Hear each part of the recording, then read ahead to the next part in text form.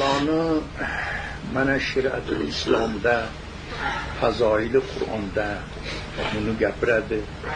Mana o'shanda aytadi, bu kalomullohning bitta fazilatini men sizlarga aytib bersam, shu o'zi bunga yetarlik. Qiyomat kuni Parvardigordan hukm bo'lar ekan. Xorlar ajringlar bor.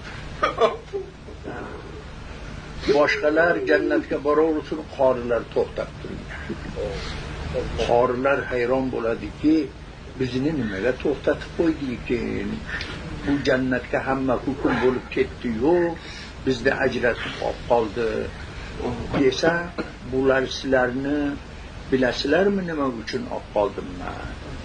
Sizlarni shuning uchun olib qoldimki, avval Sura Tohoni bir qiroat qilinglar, eshiting. Parvardigor aytadi.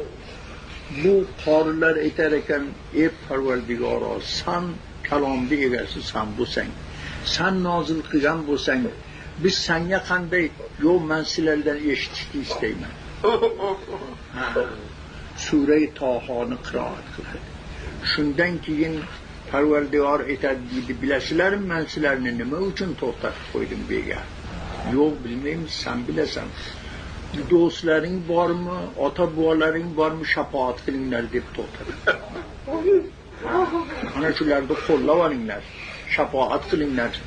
Ana shuning uchun shularni boshlab olib ketinglar jannatga. She'rda deydi, bir chiroyli bir yigit paydo bo'lib qoladi. Shuning ichida.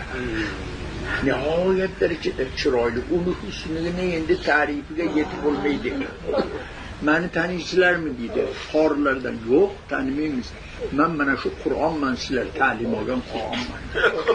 Men sizlarni jannatga boshlab ketish uchun keldim bu yerga. Ana shu oldinga tushib olar ekan, ana shuni orqasidan hamma indan keyin jannatga qarab yo'l oladi. Mana shuni bilingda, Qur'on yetalab oladi jannatga qorlarni. Mana shu fazilat qorlarga yetadi. Bildingizmi?